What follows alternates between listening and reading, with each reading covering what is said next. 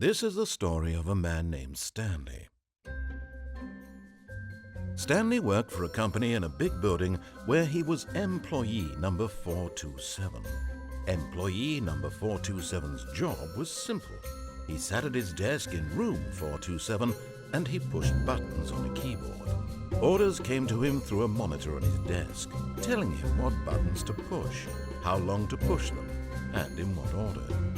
This is what employee 427 did every day of every month of every year.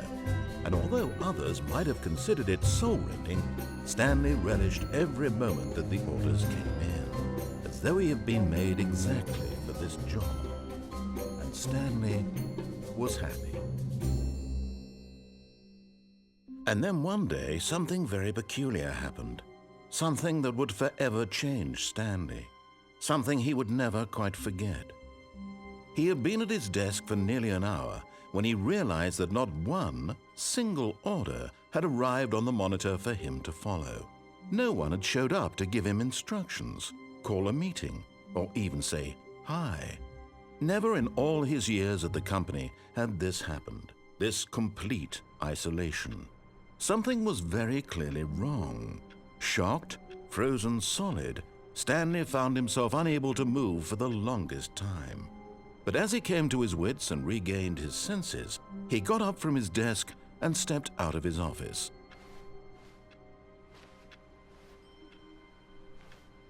All of his co-workers were gone. What could it mean? Stanley decided to go to the meeting room. Perhaps he had simply missed a memo.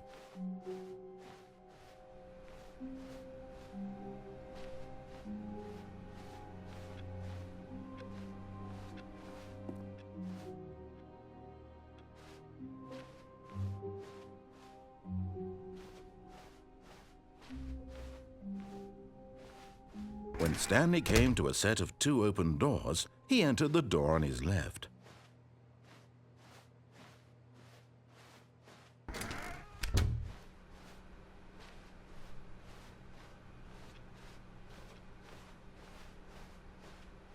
Yet there was not a single person here either. Feeling a wave of disbelief, Stanley decided to go up to his boss's office, hoping he might find an answer there. Coming to a staircase, Stanley walked upstairs to his boss's office.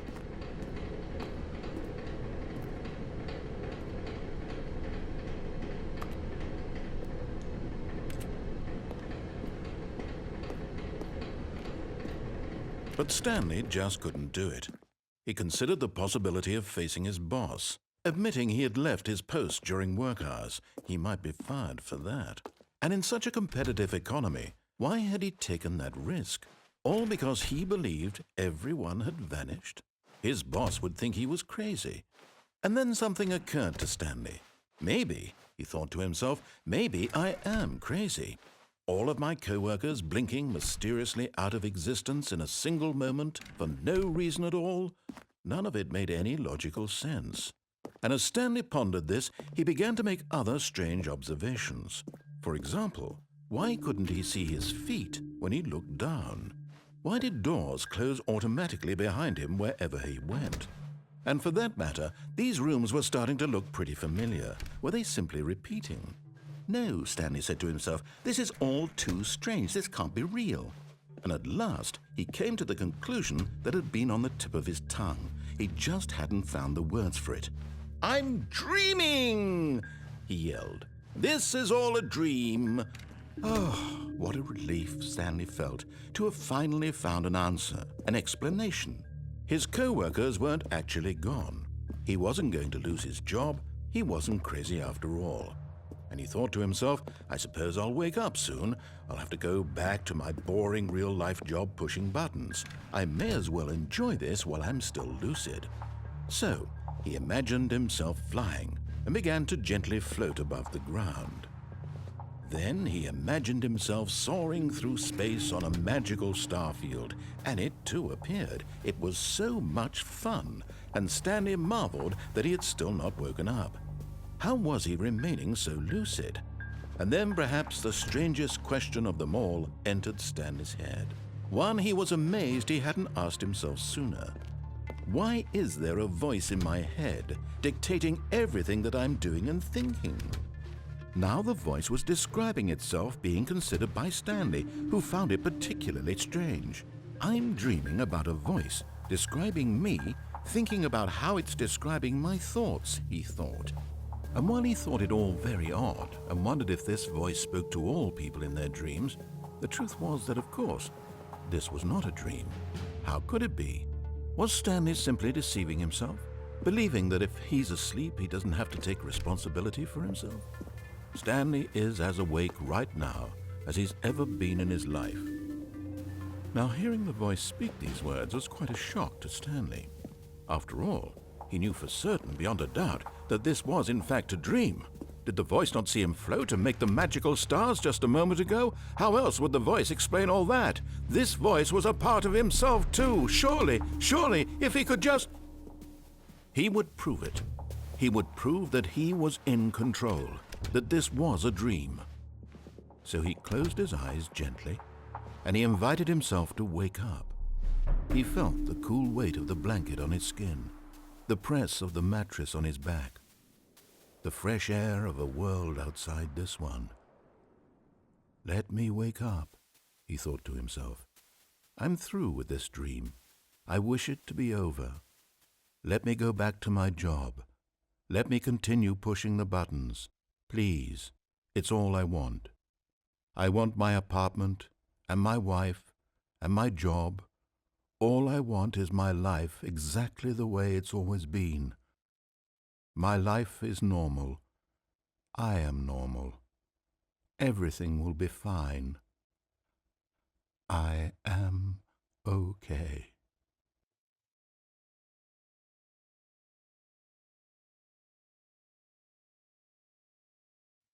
Stanley began screaming.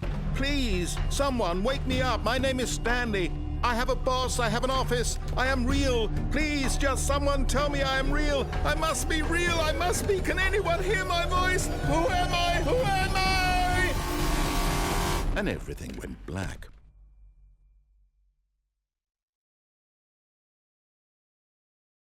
This is the story of a woman named Mariella. Mariella woke up on a day like any other. She arose, got dressed, gathered her belongings, and walked to her place of work. But on this particular day, her walk was interrupted by the body of a man who had stumbled through town talking and screaming to himself, and then collapsed dead on the sidewalk.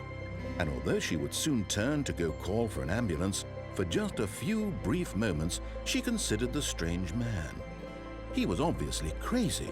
This much she knew. Everyone knows what crazy people look like. And in that moment, she thought to herself how lucky she was to be normal. I am sane. I am in control of my mind. I know what is real and what isn't. It was comforting to think this, and in a certain way, seeing this man made her feel better. But then she remembered the meeting she had scheduled for that day, the very important people whose impressions of her would affect her career, and by extension, the rest of her life. She had no time for this, so it was only a moment that she stood there, staring down at the body. And then she turned and ran.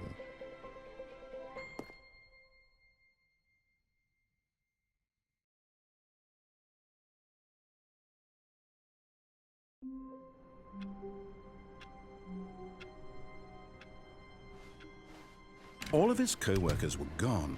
What could it mean? Stanley decided to go to the meeting room. Perhaps he had simply missed a memo.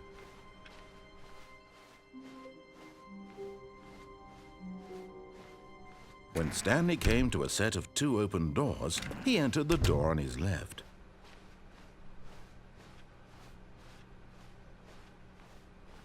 Yet there was not a single person here either. Feeling a wave of disbelief, Stanley decided to go up to his boss's office. Coming to a staircase, Stanley walked upstairs to his boss's office.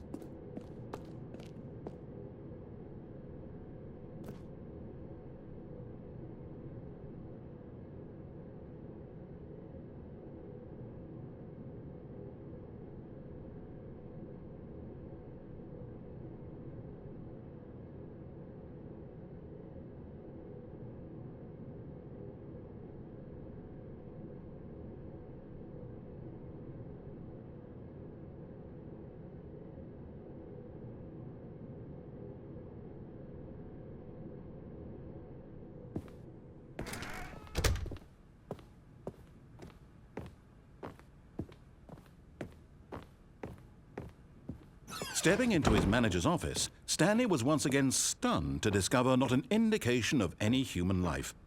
Shocked, unraveled, Stanley wondered in disbelief who orchestrated this. What dark secret was being held from him?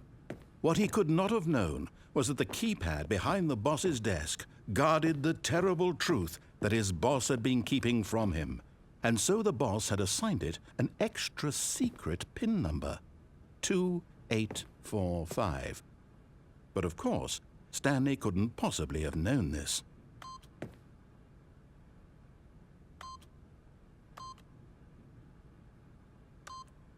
Yet incredibly, by simply pushing random buttons on the keypad, Stanley happened to input the correct code by sheer luck. Amazing.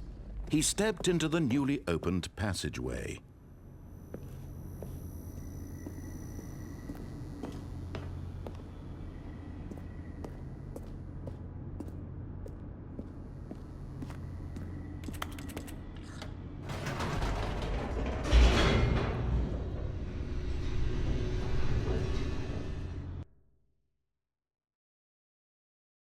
Descending deeper into the building, Stanley realized he felt a bit peculiar. It was a stirring of emotion in his chest, as though he felt more free to think for himself, to question the nature of his job. Why did he feel this now, when for years it had never occurred to him? This question would not go unanswered for long. Stanley walked straight ahead through the large door that read Mind Control Facility.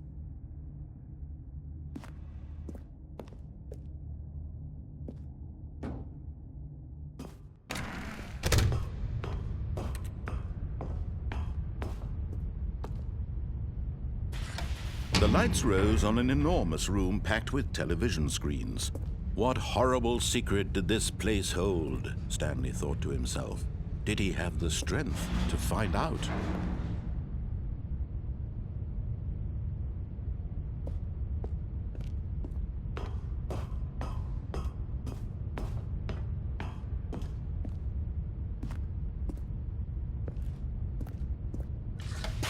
Now the monitors jumped to life, their true nature revealed.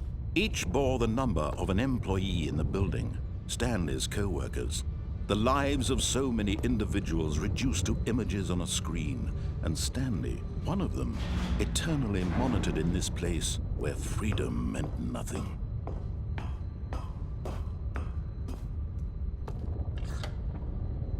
This mind control facility, it was too horrible to believe. It couldn't be true. Had Stanley really been under someone's control all this time? Was this the only reason he was happy with his boring job? That his emotions had been manipulated to accept it blindly?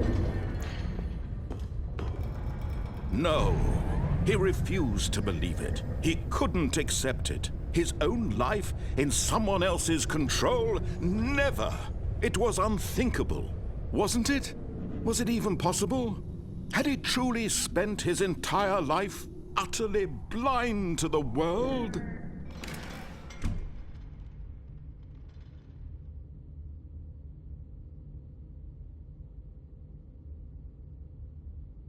But here was the proof, the heart of the operation. Controls labeled with emotions, happy or sad or content. Walking, eating, working, all of it monitored and commanded from this very place. And as the cold reality of his past began to sink in, Stanley decided that this machinery would never again exert its terrible power over another human life. For he would dismantle the controls once and for all.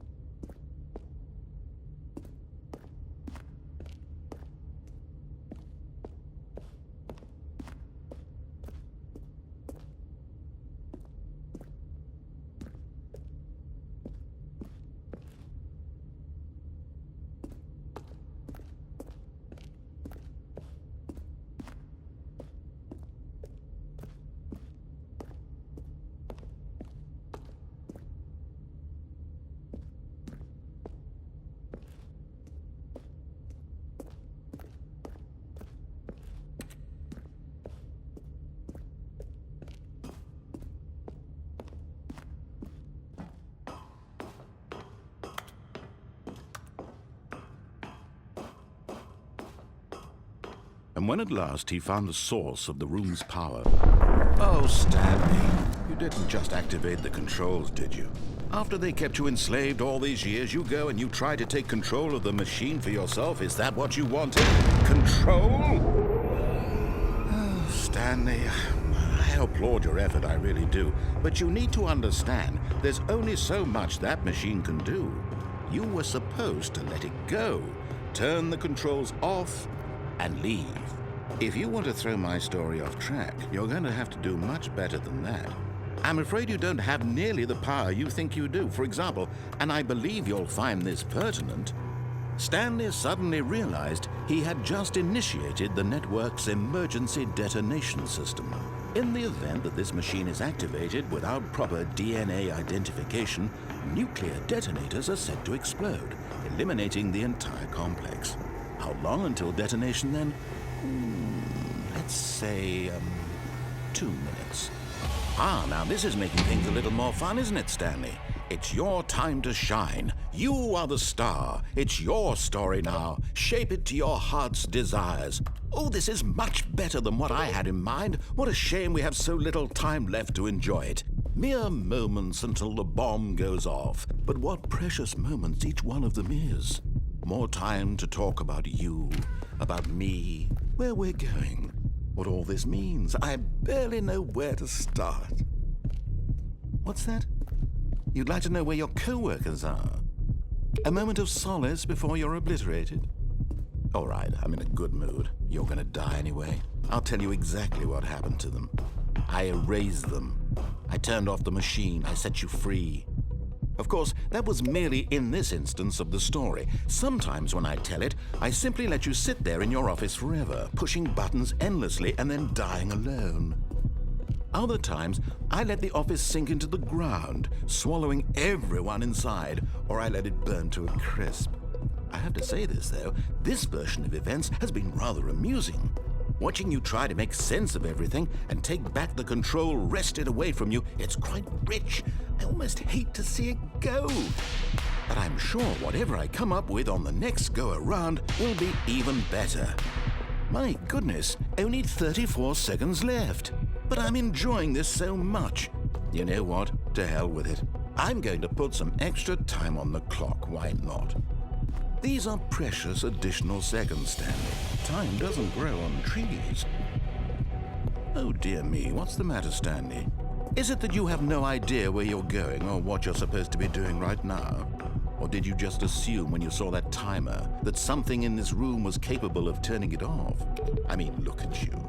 Running from button to button, screen to screen, clicking on every little thing in this room. These numbered buttons, no, these colored ones, or maybe this big red button, or this door. Everything, anything, something here will save me.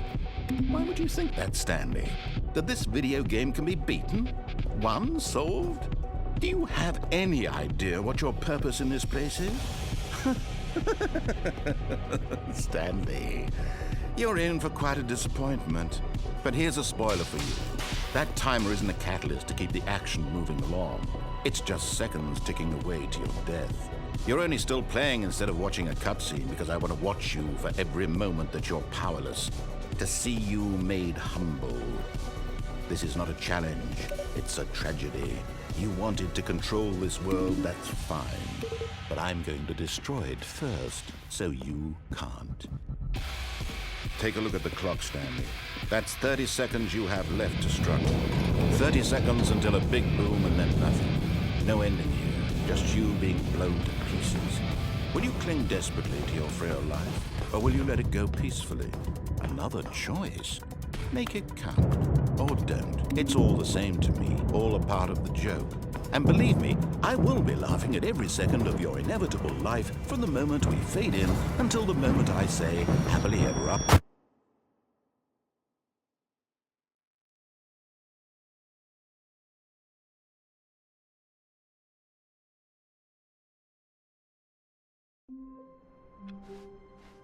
All of his co-workers were gone.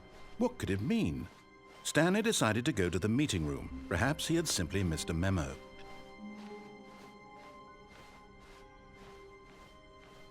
When Stanley came to a set of 2 open doors, he entered the door on his left.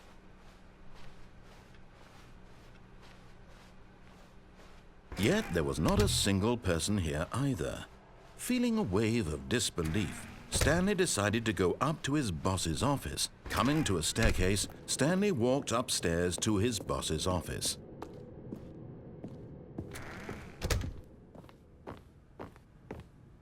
Stepping into his manager's office, Stanley was once again stunned to discover not an indication of any human life. What could it mean? Stanley wondered aloud to nobody. He began wildly tearing through papers on the boss's desk, pulling books off the shelf, looking behind paintings, desperate for clues to his situation. But his attention was caught by a keypad behind the boss's desk. What could its purpose be? In fact, this keypad guarded the terrible secret that lay buried below his feet. And so the boss had assigned it an extra secret PIN number, 2845. But of course, Stanley couldn't possibly have known this. Yet incredibly, by simply pushing random buttons on the keypad, Stanley happened to input the correct code by sheer luck.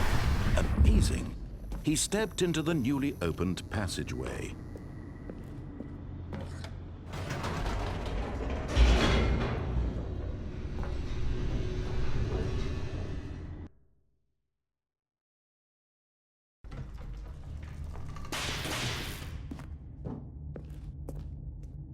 Stanley walked straight ahead through the large door that read Mind Control Facility.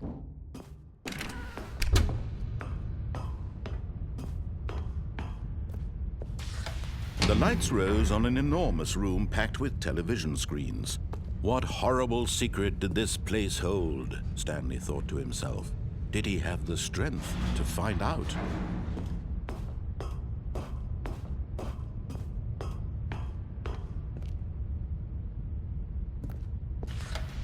Now the monitors jumped to life, their true nature revealed.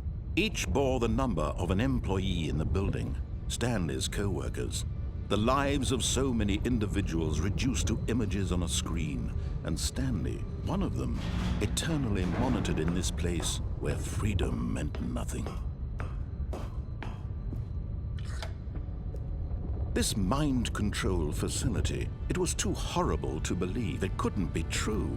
Had Stanley really been under someone's control all this time?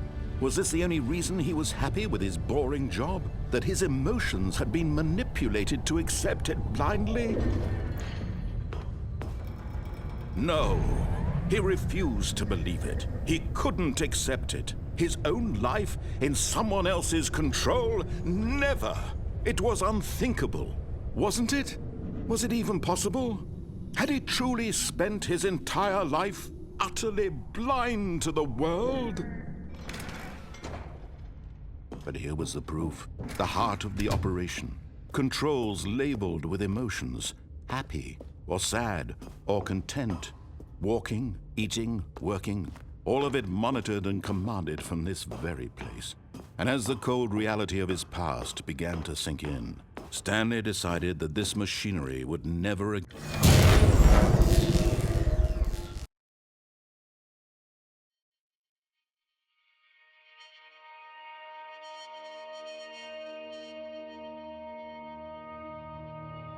Blackness and a rising chill of uncertainty. Was it over? Yes! He had won! He had defeated the machine, unshackled himself from someone else's command. Freedom was mere moments away. And yet, even as the immense door slowly opened, Stanley reflected on how many puzzles still lay unsolved. Where had his co-workers gone? How had he been freed from the machine's grasp? What other mysteries did this strange building hold? But as sunlight streamed into the chamber, he realized none of this mattered to him, for it was not knowledge or even power that he had been seeking, but happiness. Perhaps his goal had not been to understand, but to let go. No longer would anyone tell him where to go, what to do, or how to feel. Whatever life he lives, it will be his. And that was all he needed to know. It was perhaps the only thing worth knowing. Stanley stepped through the open door.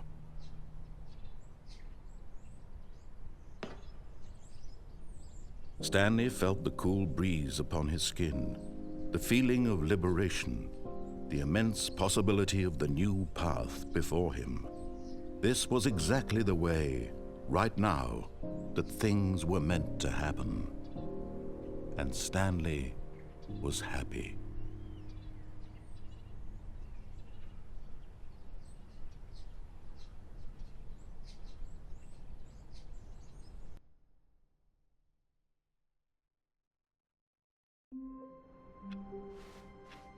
All of his co-workers were gone. What could it mean? Stanley decided to go to the meeting room. Perhaps he had simply missed a memo.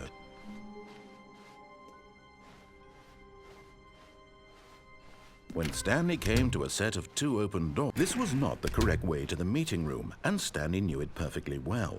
Perhaps he wanted to stop by the employee lounge first, just to admire it. Ah, yes, truly a room worth admiring. It had really been worth the detour after all, just to spend a few moments here in this immaculate, but eager to get back to business. Stanley took the first open door on his left.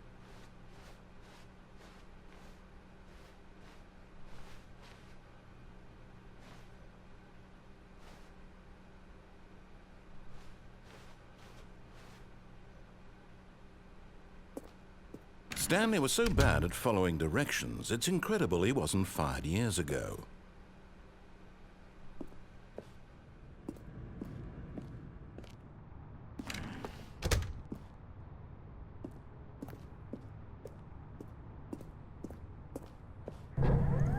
Look, Stanley, I think perhaps we've gotten off on the wrong foot here.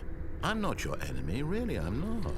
I realize that investing your trust in someone else can be difficult, but the fact is that the story has been about nothing but you all this time. There's someone you've been neglecting, Stanley. Someone you've forgotten about. Please, stop trying to make every decision by yourself. Now, I'm not asking for me, I'm asking for her. This is it, Stanley. Your chance to redeem yourself. To put your work aside, to let her back into your life. She's been waiting.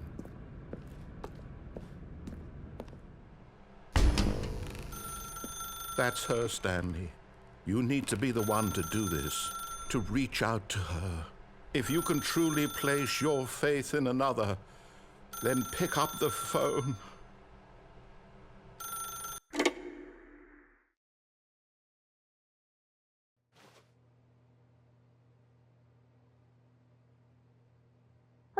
Is that you? Hold on, sweetie. Sorry to keep you waiting. I'm just pulling the bread out of the oven. All right. Okay, there we go. All right, now, I want you to come in and tell me all about your day. Gotcha. Oh, come on. Did you actually think you had a loving wife who'd want to commit their life to you? I'm trying to make a point here, Stanley. I'm trying to get you to see something. Come inside. Let me show you what's really going on here. Sorry, but you're in my story now. This is a very sad story about the death of a man named Stanley. Stanley is quite a boring fellow. He has a job that demands nothing of him, and every button that he pushes is a reminder of the inconsequential nature of his existence. Look at him there, pushing buttons, doing exactly what he's told to do. Now he's pushing a button. Now he's eating lunch. Now he's going home. Now he's coming back to work. One might even feel sorry for him, except that he's chosen this life. But in his mind, in his mind, he can go on fantastic adventures. From behind his desk, Stanley dreamed of wild expeditions into the unknown, fantastic discoveries of new lands. It was wonderful. and each day that he returned to work was a reminder that none of it would ever happen to him.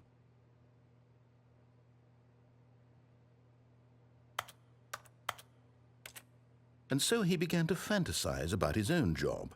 First, he imagined that one day while at work, he stepped up from his desk to realize that all of his co-workers, his boss, everyone in the building had suddenly vanished off the face of the earth. The thought excited him terribly.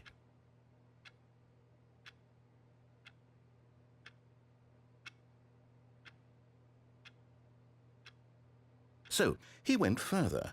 He imagined that he came to 2 open doors and that he could go through either. At last, choice. It barely even mattered what lay behind each door. The mere thought that his decisions would mean something was almost too wonderful to behold.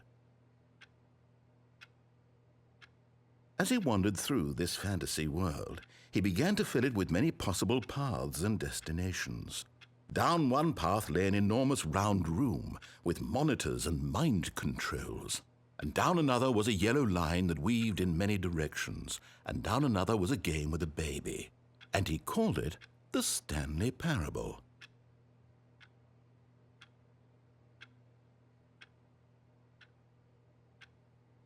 It was such a wonderful fantasy, and so in his head he relived it again, and then again, and again, over and over, wishing beyond hope that it would never end, that he might always feel this free. Surely there's an answer down some new path, mustn't there be? Perhaps if he played just one more time.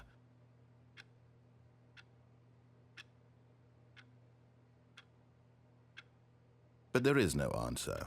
How could there possibly be? In reality, all he's doing is pushing the same buttons he always has. Nothing has changed. The longer he spends here, the more invested he gets, the more he forgets which life is the real one.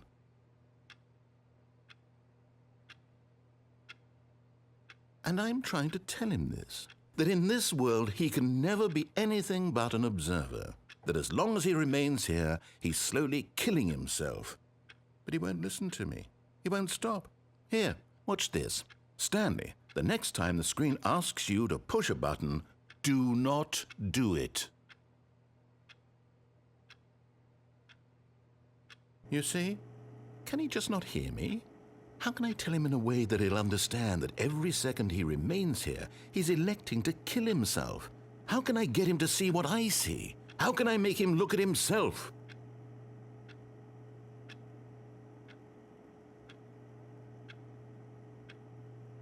I suppose I can't, not in the way I want him to. But I don't make the rules. I simply play to my intended purpose, the same as Stanley. We're not so different, I suppose. I'll try once more to convey all this to him. I'm compelled to. I must. Perhaps, well, maybe this time he'll see. Maybe this time. And I tried again, and Stanley pushed a button. And I tried again, and Stanley pushed a button. And I tried.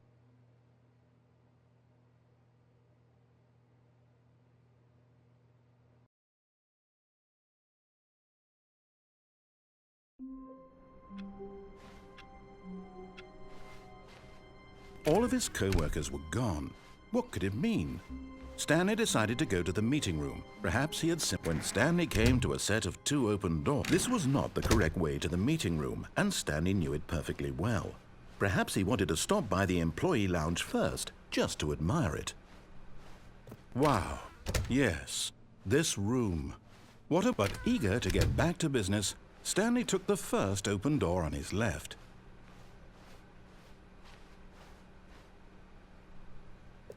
Stanley was so bad at following directions, it's incredible he wasn't fired years ago. Look, Stanley, I think perhaps we've gotten off on the wrong foot here. I'm not your enemy, really, I'm not. I realize that investing your trust in someone else can be difficult, but the fact is that But in his eagerness to prove that he is in control of the story and no one gets to tell him what to do, Stanley leapt from the platform and plunged to his death.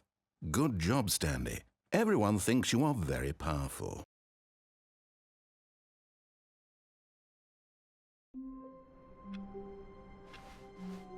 All of his co-workers were gone. What could it mean? Stanley decided to go to the meeting room. Perhaps he had simply missed a memo.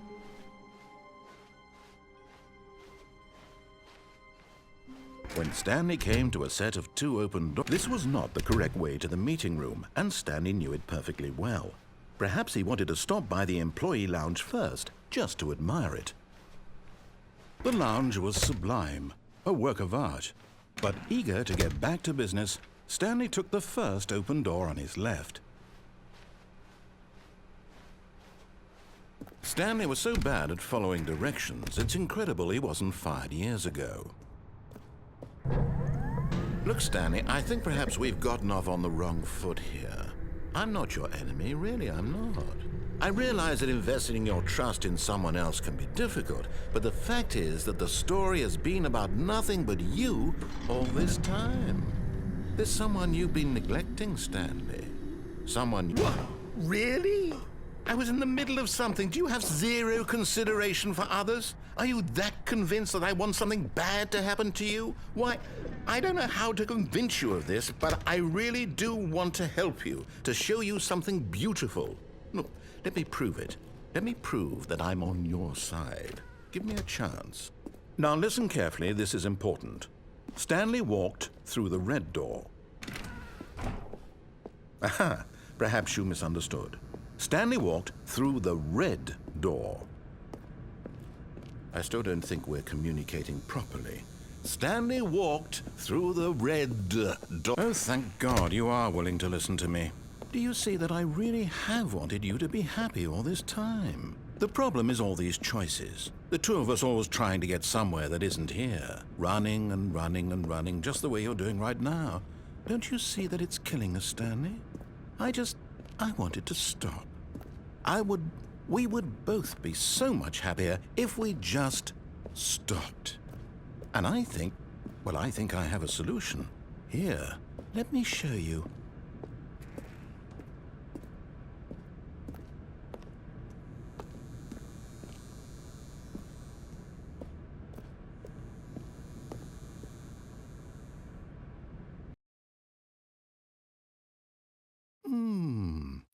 What do we want? What are we looking for? Here. Yes. Oh, it's beautiful, isn't it? If we just stay right here, right in this moment with this place, Stanley, I think I feel happy. I actually feel happy.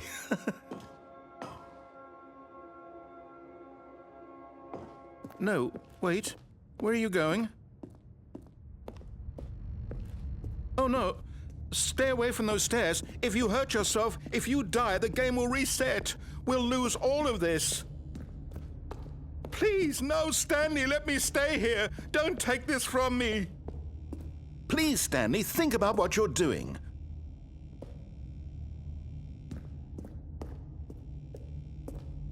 No! Oh, thank God you lived. You had me worried there for a moment. Now, can we please get back to the other room? No. No, what are you doing, Stanley? Please, I'm asking you not to take this away from me. I can't go back to what I was before. If you die, we'll both go back. Why are you doing this? There. See? This is what you want. This is where we can both be happy. We really can. If we stop moving, we just have to stop moving.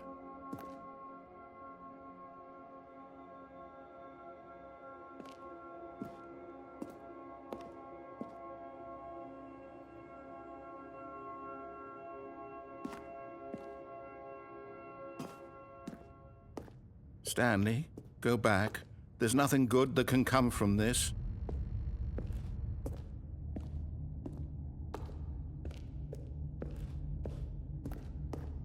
Do you just not believe me? What can I say to convince you?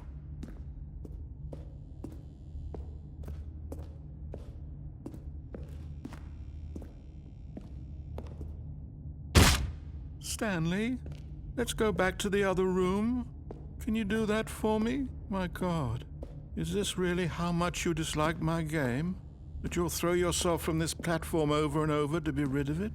You are literally willing to kill yourself to keep me from being happy. Am I reading the situation correctly? Or maybe you're just getting a kick out of it. I don't know anymore. I just wanted us to get along.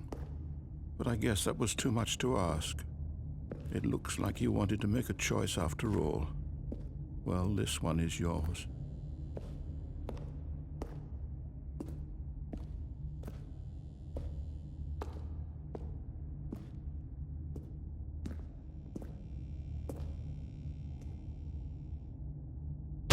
Is it over? It's going to restart, isn't it? I'm going back.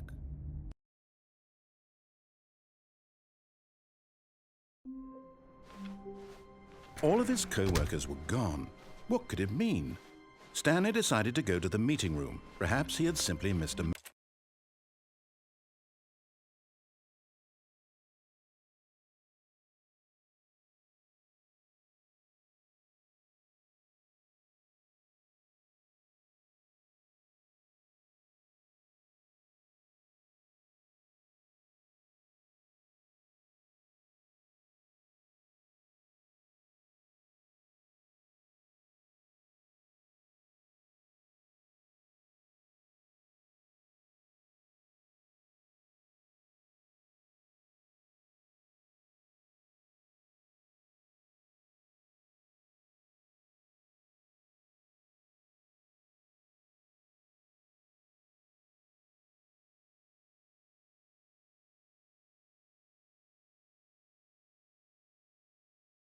memo. Oh, new content? What does that mean, new content?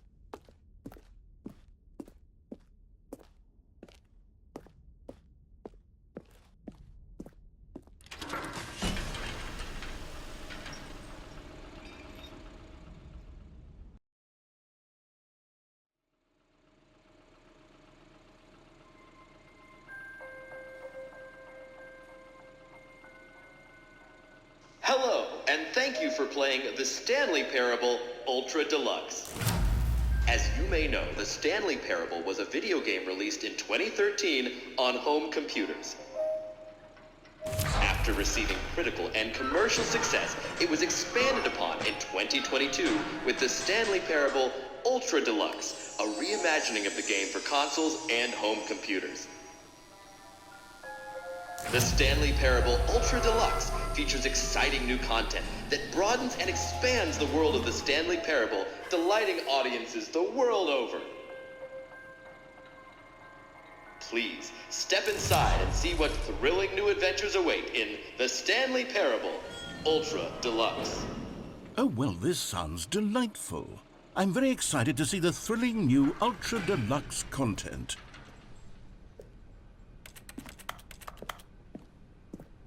Okay, so far it's an elevator. Nothing special yet, but I'm sure it's just the beginning of a mesmerizing adventure.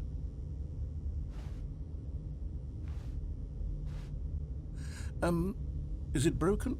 What's going on here? Should we be moving somewhere or... Oh, here we go. All right, finally, at long last, it's on to the new content. I've never been more ready. Let's do it.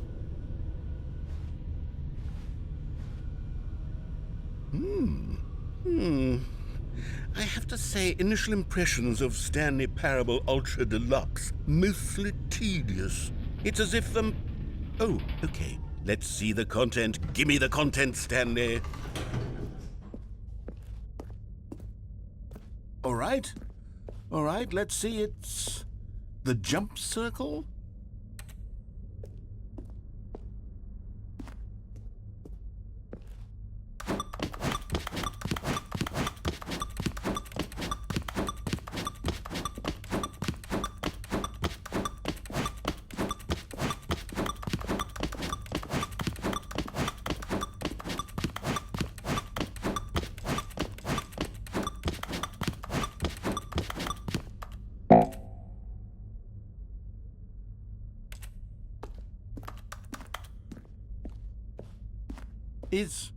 Is that it? Surely that's not all the new content. There has to be something else, right? Goodness. Another elevator. Stanley, I have to say, initial impressions of this game are not positive. It's just elevators and jumping. Is this what passes for exciting new content? If this is new content, then I could just read you the whole dictionary. There's 20 hours of new content right there. Hell, I could count to 30 trillion. You could put that on the box. The Stanley Parable Ultra Deluxe, now with over 1,000 hours of new content. And oh wait, there's more. Very good. Yes. I knew there had to be something else. Let's see it. I'm ready for whatever it is.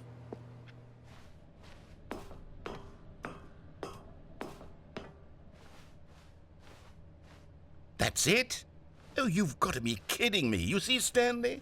This is what happens when greedy video game developers with no respect for their fan base rush a cheap expansion to market for no reason other than to make an easy dollar. And don't get me started on the level of craftsmanship that's gone into it. In fact, I'm looking right now at the game's trophies, and it's hard to believe one of them actually says, "Test trophy, please ignore." What quality assurance department signed off on this?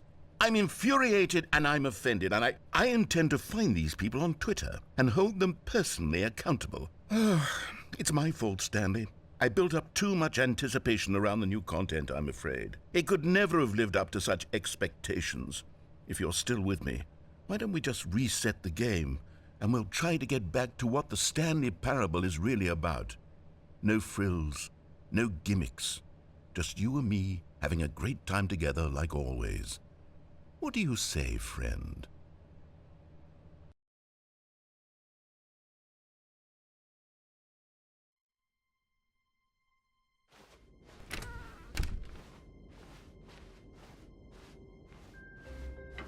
Psst! Stanley! Come over here! In the vent!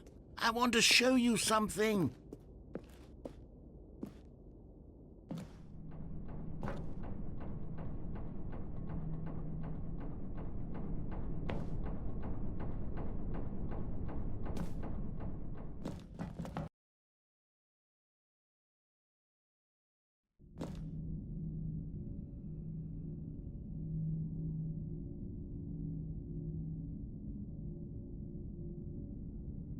Okay, you remember how cheap and unsatisfying the new Ultra Deluxe content turned out to be? Well, it got me thinking about the past and how much better the Stanley Parable used to be. So I made something special and tucked it away here where the game's developers won't find it. Just our little secret. Take a look. I call it the Memory Zone. It's where I've been storing all my favorite memories so I can relive the peak experiences of my life whenever I want.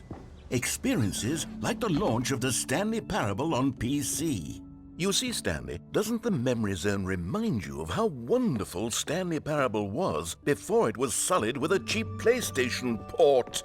Remember back in October of 2013 when the game originally launched? Back then, video games had integrity. Back then, and over here is where I keep reviews of the Stanley Parable. Like this stunning triumph of games journalism, 10 out of 10 from Destructoid.com. James Stephanie Sterling writes, and I quote, "Where so many games that aspire to be more than games end up less than any form of art, Stanley Parable strives and then succeeds to be every game ever created." Did you hear that, Stanley? Every game ever created. That's how grand and all-encompassing the original Stanley Parable was. It was literally every game ever created. It was Skyrim, it was Persona 3, it was all of them, and now it's nothing. It's no games at all. It isn't even the Stanley Parable anymore. It's just a husk now. A lifeless husk with an hour of new elevator content.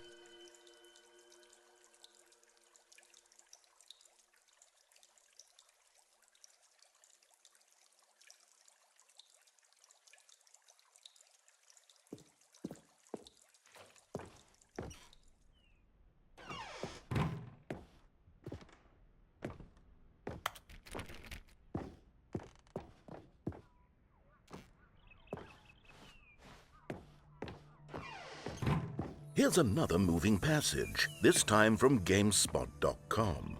The Stanley Parable is both a richly stimulating commentary on the nature of choice in games and one that offers some of the most enjoyable, surprising, and rewarding choices I've ever been confronted with in a game. 9 out of 10. Don't you get it, Stanley? The game was perfect.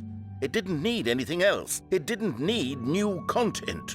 All they had to do was transport it in pristine condition along to the PlayStation. Boom, done. And they couldn't even do that. Couldn't resist the urge to go meddling with a beloved franchise.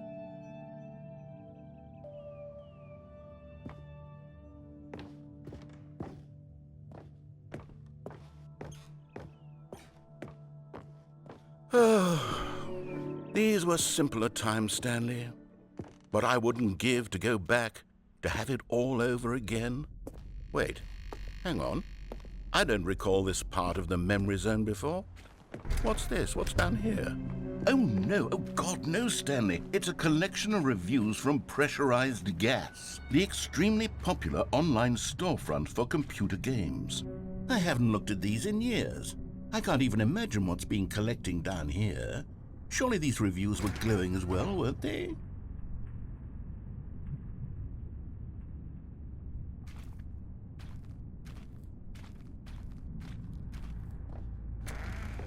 Honestly, I could not be bothered to play this game to full completion. The narrator is obnoxious and unfunny, with his humor and dialogue proving to be more irritating than entertaining. Unfunny! I'm not trying to be funny. I'm trying to make a serious work of art. I suppose I could write up a handful of gags to insert into the Stanley Parable, but the game is already such a densely layered web of profound philosophical insights that I can't even imagine where I'd have the room to stick them. Okay, let's see what this one says.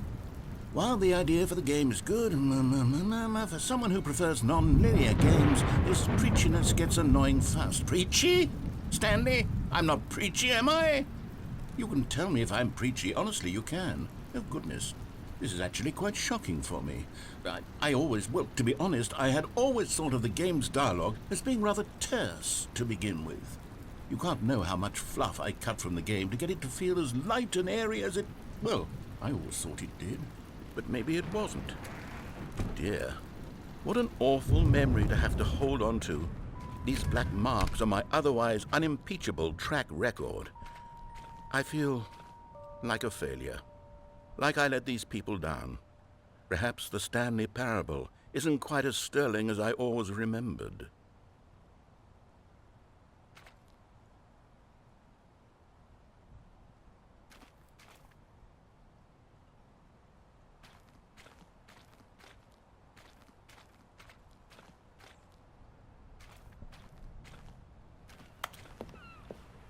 What's this one got to say? You constantly have to stop doing anything so the narrator can catch up with his long-winded explanations of what's happening. I wish there was a skip button. A skip button? Well, yes. Yes, I think we can do that. If I'm truly too preachy, then maybe letting you skip ahead for just a moment, surely it couldn't hurt. Not if it means we can strike these negative reviews from the record. Only positive reviews of the Stanley Parable. That's my motto today, and it's always been my motto. I'd do anything for the customer, Stanley. Yes, a skip button we shall have. And here it is. Go ahead and give it a shot. I'll pop you forward in time. Oh, you're back, you see. You were only frozen in time for a few minutes, but it was plenty of time for me to deliver a long, rambling monologue full of unnecessary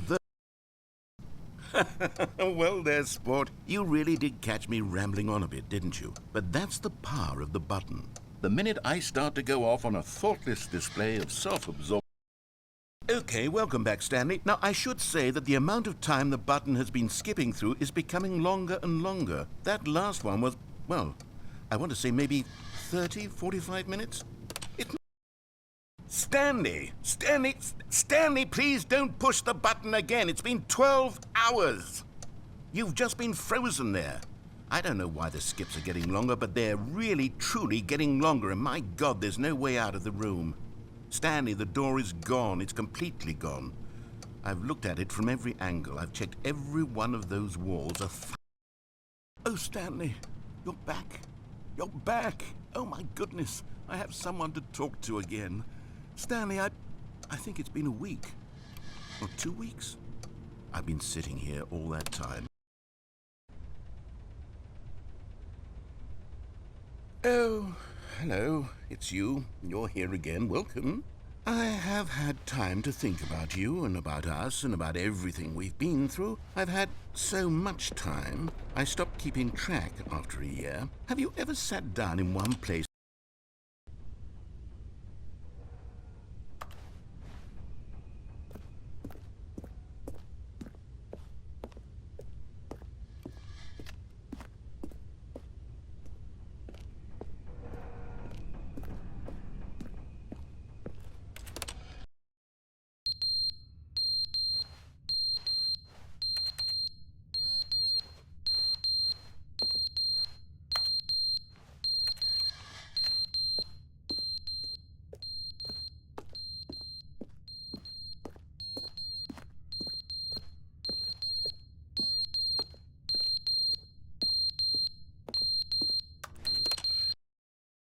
But they didn't understand the game was never meant to be funny. It was meant to have a point. It was meant to speak to the human condition. But where are the jokes? Where are the jokes? They bemoaned, they screamed, they gnashed their teeth and said, entertain us.